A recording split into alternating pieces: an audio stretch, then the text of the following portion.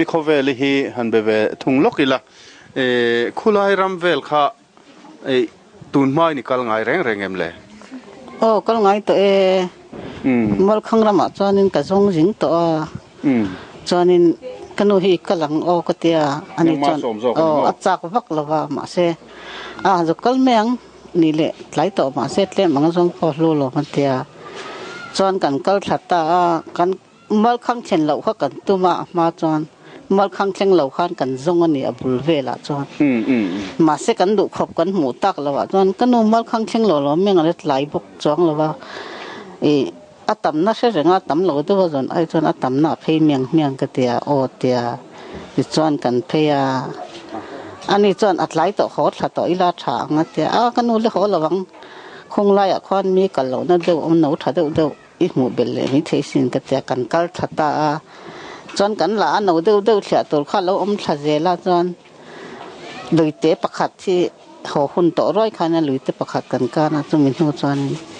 kanu hetila han rotwai hi bunila ka tia rotwai kha ka bun tira pel tam to tho boksa kan lam ho don nya ka tia kan chuk thla chang te kan thleng thla chu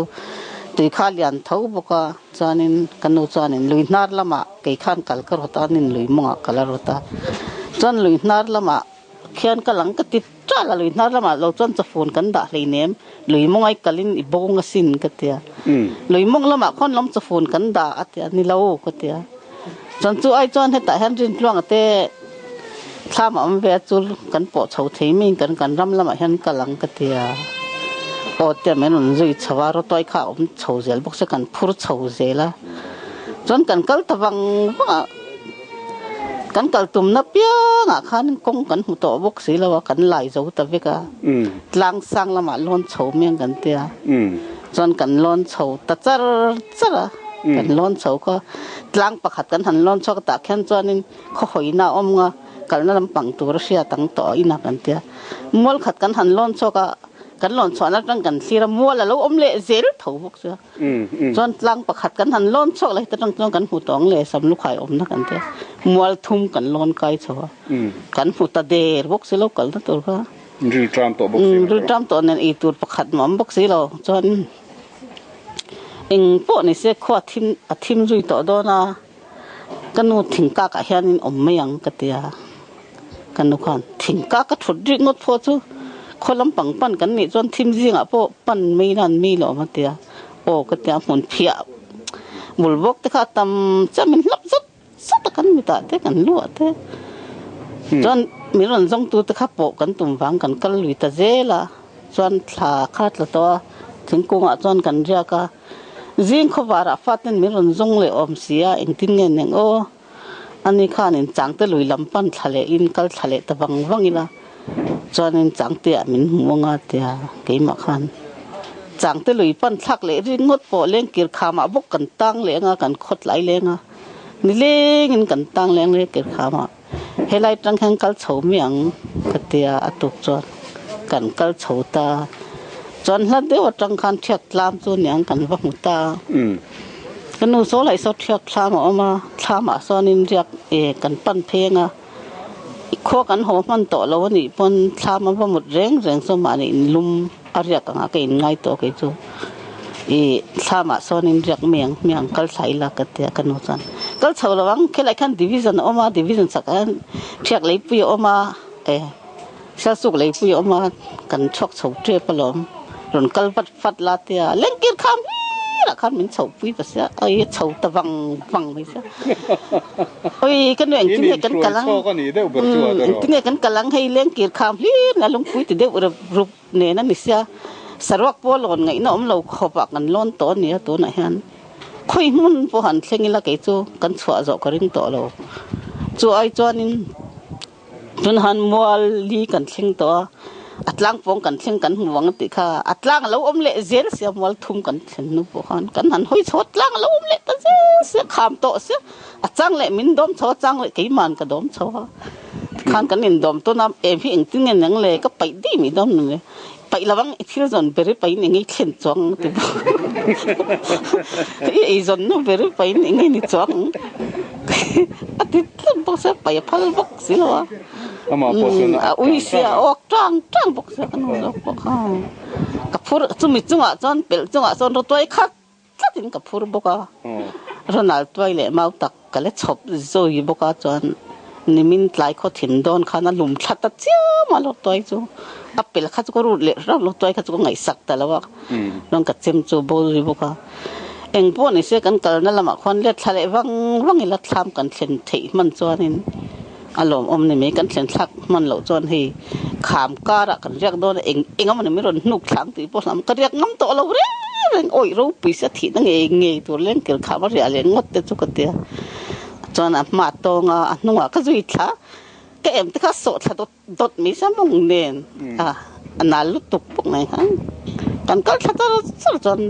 tham chung chu kan han lu ta ani khan oi ka chaw tuk ei rong bol tur tal om se wa en chin te nol wa jong te pakhat malom bok se nol kha ka chaw to bok sa mu a nang ma in han te chawang la sia su kan thing trep to sia su khne na han phone tir la inu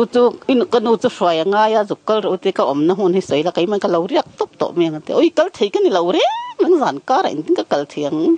ba ka lau sim ka ngam lo ka zui chho bek ang chinga ka te to kin jing pon amule akong la ka red phone pha mu amu na thlom ka chawul tok to kha min kal san mai te han kal wang la han sei mi ro te kal wang don po khana kong ber ka shibik si lo ma ni han kal wang ka ngak le thina chuanin voi thuma mo chawa thisolai sia suk thlama thak thlama tang khan min kal san ro ti le ka kal san du lo ka hlau ve tho se ma ni kal khatoi ka bole chia ma ka din zong to nang te kha hlau to bok sia ti chuanin ka zui chho ta bek ka kong la ka chuan sia suk thlama chuan kan hmu na num ba chuan a chol le sum thiak zo amu le kanu ka kal don min zui them ka te zui thiang phong ma min han zon te phong ma pakhat chau hi ka hmuwa nang man ei mei ro ke chu kai lo miang I chaw e mei he chon kal thei men ka te in phelila te chempo kan nei lo hi in phel na to kan te bo vek to bok nang ma khan ei mei ro ka te chon an nuwa ka zui kha chon in tlang sang kan han lon kha sia su ka bok le te thawa kai chuan medum kham zona kan lut chho chu driver pahnih khan lo ma hei mi bo kan nia kal na lam tur kan se to bok silawa an auri chu kan sia kan chhon thi bok so min phur thengem le katia hela hi khoila nge sia su dayami katia nilo thiak le samlukhai in kar ni hi thiak le sumsu in kar chi ani hi hela hi te chan khoila ma nge min phur don katia khoila ma ka phurang inglo sumsu lama ni mi lawm khatia sum sui lam ni chuanin thiak kan bathling phalo deuh hlek ni mo kan ron chwa chho nei ka te ain karvel nia te mo so lai so thia kan nia min la bo de chuan ka po hu ke ma chuan sa suk dai mo ka leti chuan ka pi lungai re nang su oi kan bal box sia wang wat thi nen thi kan ni box sia ing ting nge niang in bula po ka thu zak ya in fai si te kha ka te oi chu tiang in thla song so lo ko ro ram noi vak in nei tui nai nei na om nei nem sia su kan tlenga hotel ai du to kin I don ne ka pi te se varai var so le mai ting motor mo nia hei motor motor ang lian sang et ut hi khala du to kin ka khilang chu thilei chak tin nem ama chu win so han ti men ne chuanin a number te chin che lem lo ne mo Samlukhai number kan ei si lawa kapi chon khulai khon juk zot lok se an nei anga tia kanu chuk thla khamin au thata sia kalsan mai ro hi motor sanin kan phur dona kan tel lom thu ta ka sei lo ma min kalsan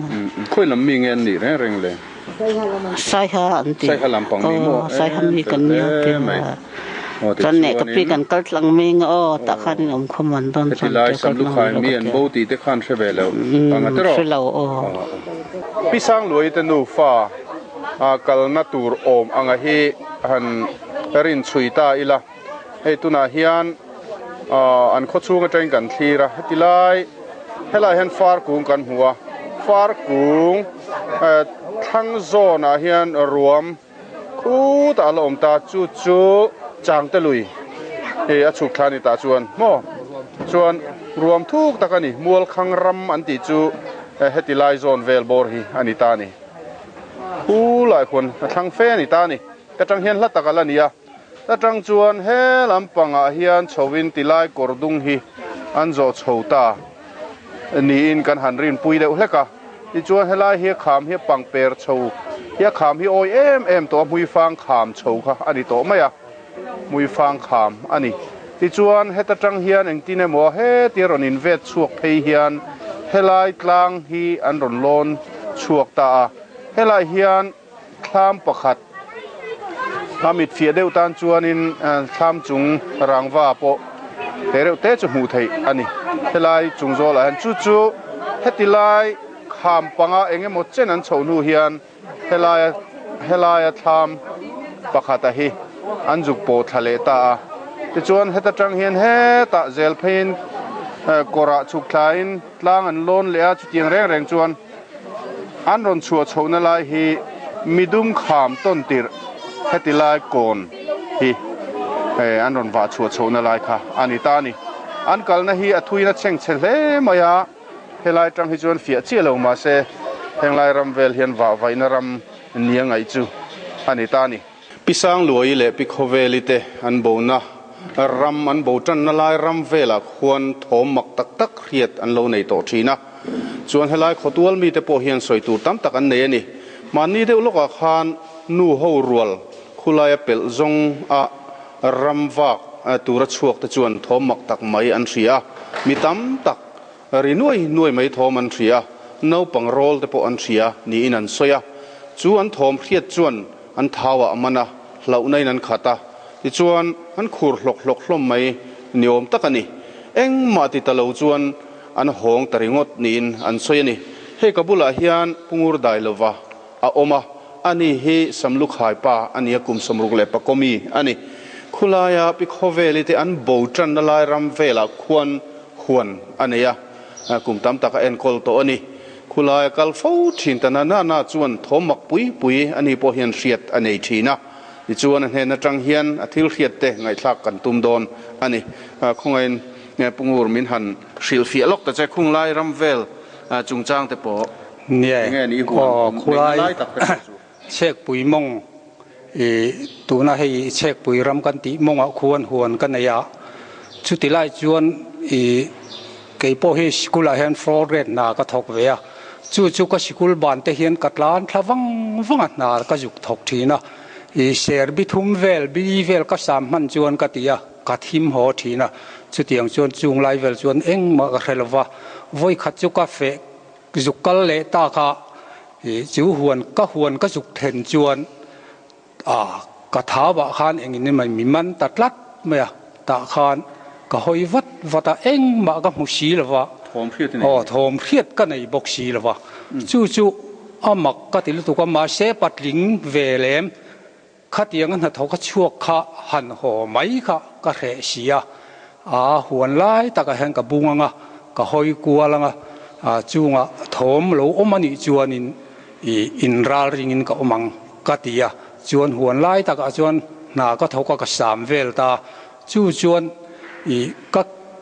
ke korte khur hlok a phelok khot kan ko ma se ka hodu big mi silwa ni te po sa khuwa po thang reng phiana chonu dar khat alori khan chu ka huan na kom lai chuan ruwa kha tlem alo tata chuan in enga tinge hetia ka khur le thin le awamak ve katia omjia kha ka hello lu tu ka kha ka khur dan kha khatiang khan na satak takin ding chung khan voi thum ka khur hlok ka phelok ka ke kor tlang te po hi phelok ni ma se patling kan ti ve tlata khati chung khan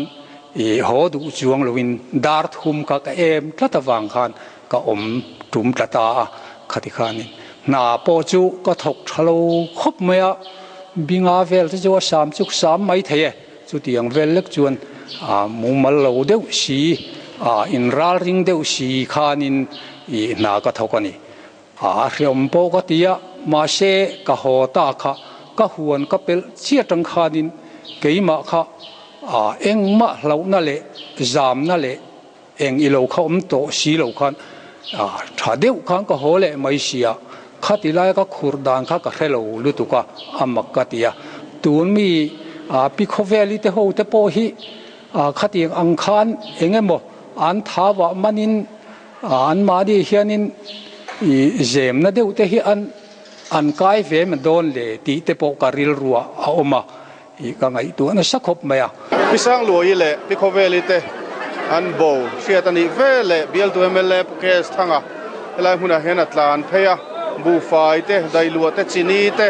khatiang kha bong nu te le a chula piang keng pheya sil polin te tiang chuan helai huna hian a thut chila tiang chuan khotlang in ni le jan ni an zonga voin hian ni thumna ania tiang hian bo mu anita nungdama himdam takatia kan hule hi alom em mani ukes thanga hian eng mo hemia bial chung thil thleng ten nia lom thu soina te po tel thei tura ngai tai la tira tangai boi pui chhodan te poi moi ti te kha khongai min han soi chu sak velok ta che an bo down zong che tuna kan khatlang to a chu wang chon khalam kha chu soi thui to lo bila nia hei hemi chung changa hian helai kan party ho tu te kan khatlang roi tu ten mi bo pahnih nu fa kum som sarila kum som ngami an nei ti meron hriat tira ai zo lama program poimo tak tak kan nei chungin kan bial mi te mangan na te wathlamu ana kan ti the anga watoyom turin kan party ho tu te le kan biala khachunga VCP then khat te le party roi tu then khat te nen headquarter mi te nen kan thok phei ania hei alom mang reng hle nisari mizoda na zon thian ni wangin ke chu ka bei donga tin an ma ni chung kwa po an in te ka tlo ve ve a ka soya tin an ma ni chung kwa po in an lo rin da na nia helai khotlang po in ni san lama khotlang roi tu te na kan meeting a po hei hi mi hring thil ti ani to lowa ram huai na tho ani ti hi ari nom to a chu wang chuan tong trai na lama na sataka tong trai mi te tanga pathian ne na an nun na te hi ala hi mani chuan an nun na te dam takala let le tu pelet le tu ra dil na hi khen na hun to ni ti te karota ke poni jana ka thei topin ka tong trai ani kha a bo ru ka ni ani hei elaya kan ma thlenga bu fai a po khatlang an lo har sa ai fur tang tram lai har sat lai ani a chu wang chuan arem mangin bu fai te kan han boi pui nga la bag ruk kudama train kan han le tira tin chu baga chuan supply minister kan va be papa azali sanga rual ram noya anom reng to wangin chunga kan ei tur ma mo chu kudama le phal sakzel turin I kan nge na ani po chuan chu teng tur chuan ruam man na te meron siam saka ma se kan bu fai label ngai lo men lo kan le sa po kan mang zo man lo de lek ani yang chuan tu na kan bo ruak om dan chuan itlang puya ei kho then om te po anon thok na saman le a khotlang helai bial mi puite an tang rualin an tho ho na tha a khuwa mai ni lovin kho chevel korang rang sai lam te sia suk lung sei heda mau buang king lam chip le mui fang cham reng te in vein lama hian satek te ai bok te thlanga lo tho tu man nia ma se chu he ngai don ta lo ani chu tu da kan bo ruak kal phung ania lom oma bial tu kan inang point hetia anga pathianin tong trai tu te ama ring tu te tong trai na a changa khatia anga bowa the an ruang po kan hungem huluangem ti po hetiang ang misowin khomu choi bo an tiang chi hi mulo tam tak te tin an ruang ne na mu te tin then khat chu dam chan chua vele te po omania real ruin arbo zong viau to nuwa hetiang an nu fa dama kan hule hi alom oma pathian nung kan bia ka hi an lena hian lom thu bial mi puya ya point ka soi ve ani pathian wangin hei hi hlotlin na hi an mani ngei hi kan mulet le hi pathian ani ti hi ke chuan ka poma mi hring thei to pa an be na kha nimin ni lenga mi sanga rual le ama zan khuat lai vara an be na zong zong han en khan aram kha zau fa kan ilawa mu lo chi nin ka ngai lawa maro chu kha an bodan te ne mi puin in lo kha thau dona chu wang chuan kha thilom zia ne wangin khatiang laka hum him na dam taka ron thleng le hi pathian nung wangani pathian ne na lom thu ka soya bial mi puite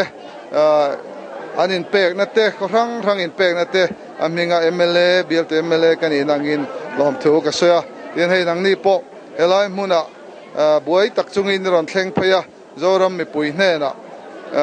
hetiang thu te puang dar thei tura i local hi lom thu ka soi dua tin khalai kan bel du chu hetiang hi Mizoram a hian ram huai na tho hi a om ngei ani ti kha anu soi tang po khan a chiang em a chu wang chuan hetiang hi a om ani chuan tong trai na hi poi mo le ni ti hi ni dang zela hetiang hi kan la thlenga ram huai sual na tho hi pathian thu hian an ne me mani ti kha mi zong zong hian khiat thar le tan thain ka ria kan sei ni e ka lo me